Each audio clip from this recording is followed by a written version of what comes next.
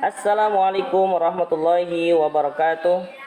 Anak-anak yang soleh dan solehah, bertemu lagi dengan Pak Ade dalam pembelajaran PAI atau PABP untuk kelas 4. Buku penggunaan yang digunakan pada kesempatan kali ini pun masih sama dengan buku yang sebelumnya, yaitu Senang Belajar Agama Islam dan Budi Pekerti, penerbit Erlangga.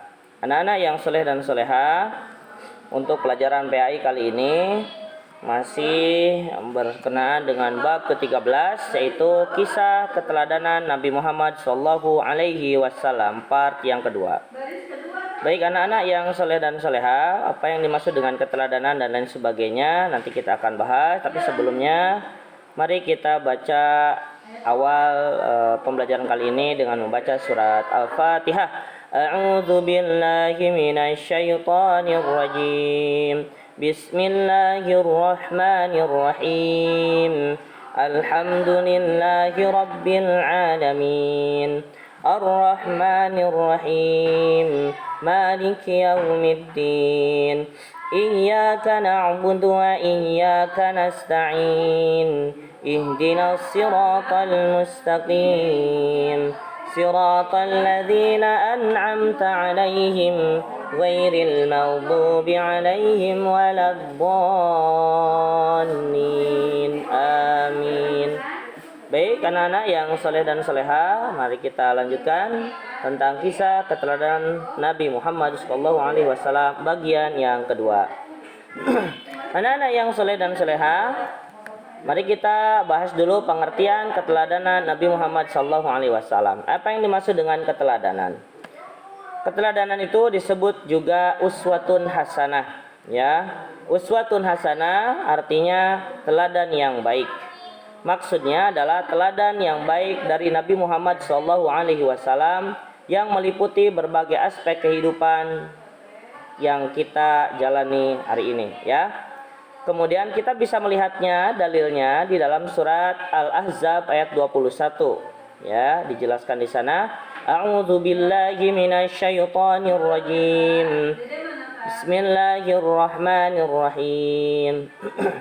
Laqad kana lakum fi Rasulillahi uswatun hasanah liman kana yarjullaha wal yawmil akhir wa dzakarallaha katsira.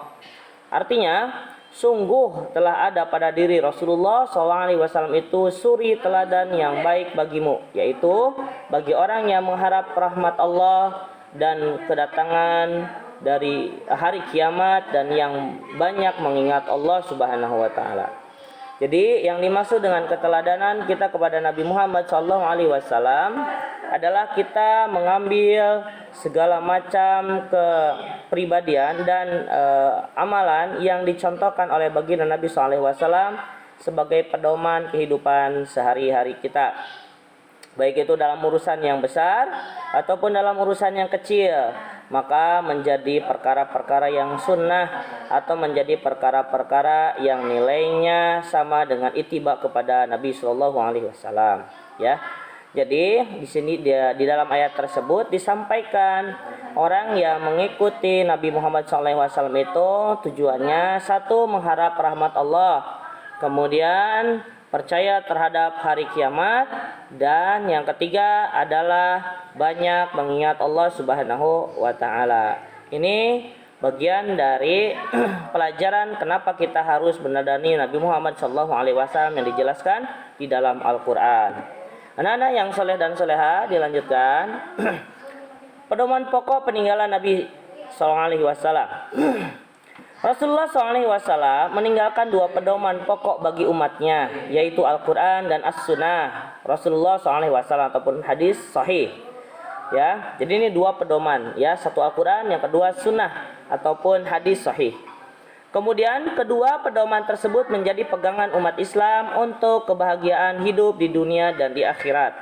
Ini adalah pegangan agar kita bisa mengarungi kehidupan ini dan bisa berakhir selamat nanti ketika sampai ke akhirat. Tentunya dengan berbagai macam amalan-amalan yang dikerjakan dan pahala-pahala yang dijanjikan Allah Subhanahu wa taala karena kita telah melaksanakan dengan penuh ketaatan apa yang diperintahkan oleh Allah dan Rasul-Nya. Kemudian Islam sebagai agama yang dibawa oleh Nabi Muhammad SAW, ya, termasuk juga oleh nabi-nabi terdahulu, adalah agama yang sempurna dan menghendaki kesempurnaan akhlak manusia sehingga tingkah laku umatnya dapat menjadi teladan bagi umat yang lainnya. Beliau diutus Allah Subhanahu wa taala dengan tugas utama untuk menyempurnakan akhlak manusia. Di dalam beberapa keterangan disebutkan innama bu'itsu liutammima makarimal akhlaq. Jadi Rasulullah SAW diutus oleh Allah Subhanahu wa taala, ya, yang paling utama adalah untuk memperbaiki akhlak. Akhlak itu apa? Akhlak itu adalah kepribadian. Kepribadian itu apa? Cerminan dari keimanan, dan keimanan yang sempurna adalah akhlak yang sempurna. Maka bagaimana akhlaknya Rasulullah SAW? Khuluquhul Quran. Jadi akhlaknya Rasulullah SAW itu adalah Al-Quran. Maka pedoman yang pertama memang kita harus pegang dengan erat, yaitu kita memegang dan mempelajari serta mentadaburi dan mengimani Al-Quran yang telah diturunkan Allah Subhanahu wa taala kepada Nabi Muhammad SAW.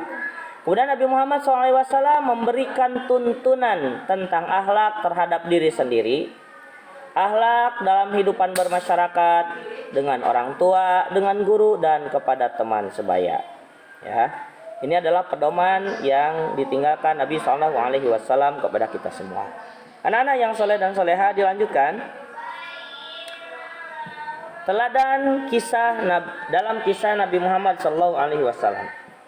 Yang pertama, sangat sederhana. Nabi Muhammad itu adalah nabi yang sangat sederhana, orang yang sangat sederhana. Dalam dikisahkan, pada suatu hari Umar bin Khattab, sahabat Nabi, itu mengeluarkan air mata karena terharu dan dia melihat Rasulullah SAW bangun dari tempat tidurnya dan badan beliau tercetak lajur-lajur lidi pelepah daun kurma. Beliau hanya tidur di atas selembar tikar yang terbuat dari anyaman daun kurma. Padahal ketika itu beliau adalah seorang nabi dan rasul, pemimpin umat. Beliau juga menambal sendiri alas kakinya yang rusak. Termasuk juga beliau tidak segan-segan mengerjakan pekerjaan rumah tangga lainnya seperti mencuci baju, membantu istrinya memasak, menimba air, mencari kayu bakar, dan lain sebagainya. Rasulullah SAW tidak mau makan sebelum terasa lapar.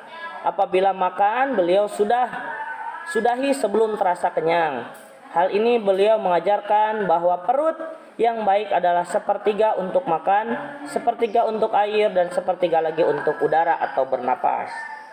Nah, ini contoh bahwa Nabi SAW itu adalah orang yang paling sederhana. Padahal beliau mampu untuk hidup bermewah-mewahan karena beliau adalah orang yang paling utama di antara manusia pada waktu itu. Bisa saja Nabi Muhammad SAW memerintahkan umatnya untuk membantu dirinya agar lebih kaya, agar lebih mampu kehidupannya.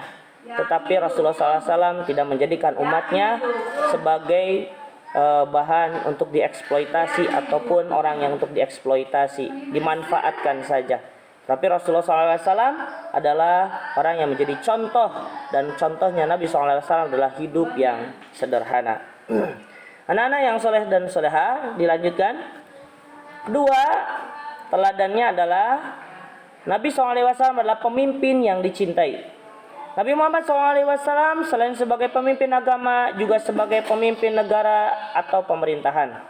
Sebagai pemimpin umat, beliau terkenal adil dan bijaksana. Beliau mampu mengubah keadaan masyarakat yang gelap gulita atau disebut dengan jahiliyah menjadi masyarakat yang terang benderang atau beradab. Dalam penyelesaian permasalahan, beliau lakukan dengan cermat, penuh keramahan, hingga segala permasalahan dapat diatasi dengan memuaskan semua pihak. Ada contoh, beliau itu waktu kecil juga, sebelum diangkat menjadi nabi, ya, belum bi'tsah, maka Nabi SAW sudah memecahkan urusan yang sangat penting di kota Mekah, yaitu ketika Ka'bah direnovasi ataupun dibangun kembali, maka Hajarul Aswad itu akan ditempatkan di tempatnya, tetapi terjadi perselisihan dan pertengkaran di antara kaum Quraisy pada waktu itu. Mereka masing-masing merasa lebih berhak untuk menyimpan Hajar Aswad di tempatnya, tetapi semua orang juga merasa berhak. Maka diundilah, terpilihlah satu syarat, siapa yang pertama kali masuk Masjidil Haram di esok harinya, maka dia akan menjadi orang yang menentukan atau mengurus Hajar Aswad untuk ditempelkan di tempatnya. Tapi apa yang terjadi ketika mereka terburu-buru untuk masuk ke dalam Masjidil Haram, ternyata sudah ada seseorang yang duluan masuk ke dalam Masjidil Haram, yaitu Muhammad sallallahu alaihi wasallam. Maka dipilihlah Nabi Muhammad sallallahu alaihi wasallam menjadi orang yang memutuskan bagaimana mengurus Hajar Aswad ini. Ternyata Rasulullah sallallahu alaihi wasallam memerintahkan masing-masing dari 4 kaum memegang ujung-ujung sebuah kain. Kemudian Rasulullah SAW menyimpankan Hajar Aswad di atas kain itu. Kemudian 4 orang dari pimpinan kabilah di kota Mekah itu mengangkat ujung kain itu dan membawa Hajar Aswad di dalam kain itu ke dekat Ka'bah. Kemudian Rasulullah SAW meletakkan di atas Ka'bah. Dan hasilnya apa? Mereka semua puas dengan apa yang diputuskan oleh Muhammad SAW. Pada waktu itu Nabi Muhammad SAW belum menjadi nabi dan belum diangkat menjadi nabi. Ya, itu adalah kisah bahwa Nabi SAW memecahkan ataupun menyelesaikan masalah itu dengan memuaskan semua pihak.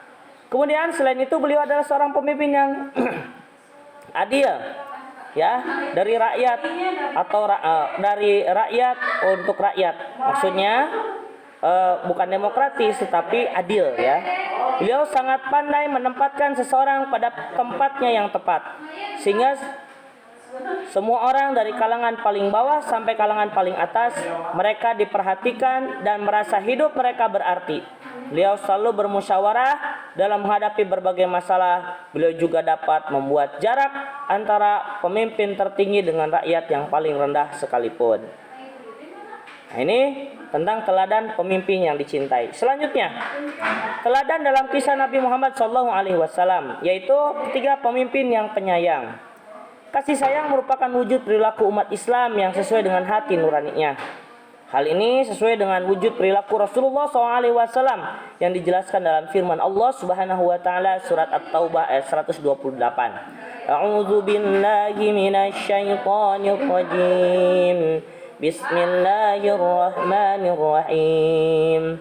Laqad ja'akum rasulun min anfusikum azizun 'alaihi ma 'anittum harisun 'alaikum bil mu'minina raufur rahim. Artinya, sungguh telah datang kepadamu seorang rasul dari kaummu sendiri, berat terasa olehnya penderitaan yang kamu alami. Dia sangat menginginkan keimanan dan keselamatan bagimu, penyantun dan penyayang terhadap orang-orang yang beriman. Jadi Nabi Muhammad SAW adalah pemimpin yang digambarkan di dalam hadis ini adalah Raufur Rahim. Ya, Raufur Rahim, penyantun dan penyayang terhadap orang-orang yang beriman. Bil mu'minina Raufur Rahim. Jadi penyayang dan penyantun terhadap orang-orang yang beriman. Jadi tidak ada pemimpin di muka bumi ini yang bisa menyamai Nabi Shallallahu Alaihi Wasallam. Makanya di dalam sebuah buku karya karangan Michael H. Hart itu Nabi Shallallahu Alaihi Wasallam ditempatkan menjadi orang yang paling pertama berpengaruh di dunia ini. Ya, padahal Michael H. Hart itu adalah orang yang orang non-Muslim, tapi dia begitu jujur menyampaikan bahwa Nabi SAW adalah pemimpin yang tiada duanya, dan yang paling tertinggi adalah pemimpin yang penuh dengan kasih sayang, ya, penuh dengan perhatian terhadap umatnya, terhadap rakyatnya. Anak-anak yang soleh dan soleha, sepertinya itu yang bisa disampaikan, ya, untuk materi keteladanan pada dalam kisah Nabi Muhammad SAW bagian yang kedua. Maka tugas bagi kalian adalah coba cari contoh kisah, ya, cari kisah-kisah di dalam kisah Nabi Muhammad, ya, tentang keteladanan Nabi Muhammad SAW berdasarkan poin berikut. 1. Nabi Muhammad SAW adalah ayah yang penuh kasih sayang. Cari kisahnya. Betul tidak Nabi Muhammad adalah ayah yang penuh kasih sayang? Yang kedua, Nabi Muhammad adalah komandan pasukan yang gagah. Coba cari kisahnya. Ya, betul tidak Nabi Muhammad SAW adalah komandan pasukan yang gagah? Dan yang ketiga, Nabi Muhammad SAW adalah Nabi yang sangat mencintai umatnya. Betul tidak Nabi yang sangat mencintai umatnya? Cari kisah-kisahnya. Ya, kisah yang singkat saja, tuliskan dalam buku tugas kalian dan dokumentasikan, kemudian kirimkan ke dalam grup pengumpul tugas. Anak-anak yang soleh dan soleha, demikian untuk materi kali ini yang mudah-mudahan bermanfaat untuk antum sekalian. Ya, terima kasih atas perhatiannya. Billahi taufik wal hidayah. Wassalamualaikum warahmatullahi wabarakatuh.